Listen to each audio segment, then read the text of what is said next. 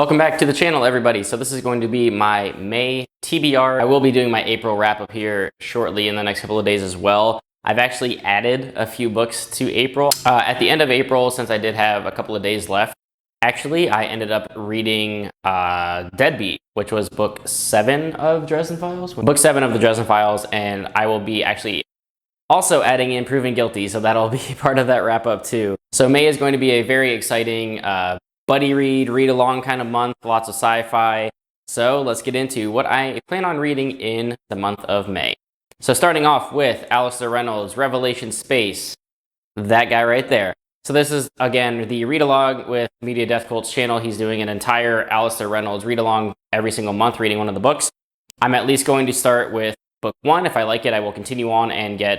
I already own book 2, so I'm pretty much anticipating that I will enjoy this. It's a sweeping space opera. It sounds right up my alley with what it's about, what's going into these books. I'm really excited for it, so I'm definitely looking forward to that read-along, and I'm likely going to at least do the first trilogy. There are a bunch of other books in the series. I think there's some sequels and some prequels and spin-offs, things like that, but I am at least thinking that I'm going to go through with the trilogy. So that'll be the first sci-fi space opera that I start next month. That'll be May 1. That will be my read. And then directly after that, I've talked about it recently, I myself am going to do a sort of Patreon read-along. And of course, you know, if people want to talk about it in Discord that are non-patrons, feel free as well. I will, though, have some Patreon-specific things going on with this next read-along that I'm about to talk about, which is The Expanse. So I put out a poll to my patrons recently to decide on what we should all read together, and The Expanse won. So I have the first 3 in hardcover behind me there. My trait, I'm in the way. There they are. But I'm super excited for The Expanse. I hear nothing but good things about that series, and I also am super interested. I keep saying super, stop it. I'm very interested in the TV show as well, because I hear that it parallels pretty well with the books, at least for the first couple of seasons.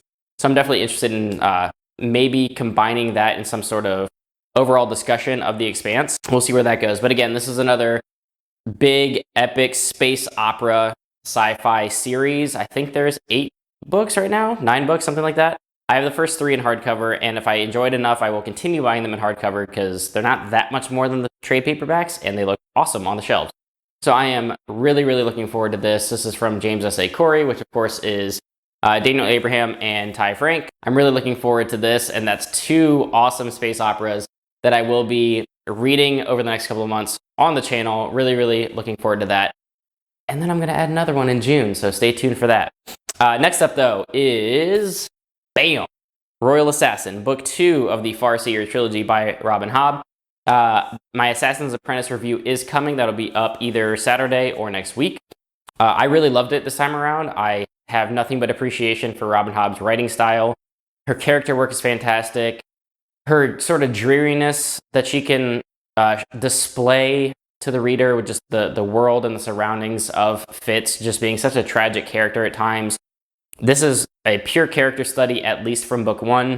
Total different expectations for me going into it this time around, and my tempered expectations of what to actually expect out of this really made the book shine, whereas before I was expecting like a adventure, fast-paced, like action-packed assassin story, which is just not what this is. But I absolutely loved it. Robin Hobb is really good at pulling at your heartstrings. She sets Fitz up into some tragic situations that really make you feel for the character. The other characters in this as well. I mean, the whole premise of how the nobility sort of names themselves after specific character traits, and they typically live out, you know, to be those character traits. That's just a really cool design there. The setting of the 6 duchies is interesting. Of course, you have a lot of politicking and political maneuvering going on behind the scenes that Fitz isn't always privy to because of his nature as sort of like a behind-the-scenes assassin character. But I feel like that's going to expand in the following novels, which is interesting as well. And some of the other characters are just awesome. Burrick is fantastic. Burrich, however, Burrick or Burrich. I think the audiobook said Burrick. I don't remember. But he is a really great character, sort of like a father figure to Fitz. Chade, you know, his master to Fitz's apprentice.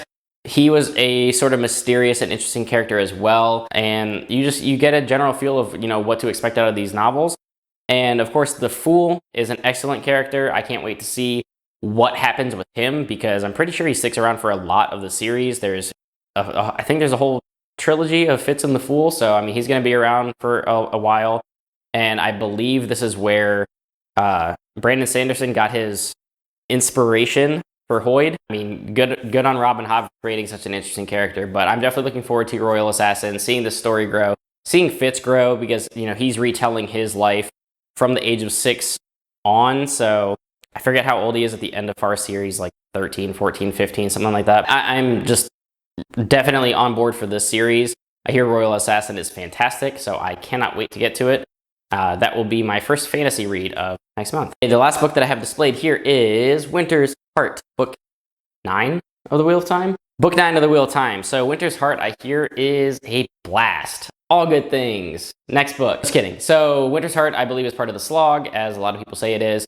I hear it has more redeeming qualities than Path of Daggers, and it's also a little bit longer, but I have been told that the climax of that book is fantastic. So I will get through it. Hopefully it's not too much of a slog. Path of Daggers was a massive sloggy mess to me.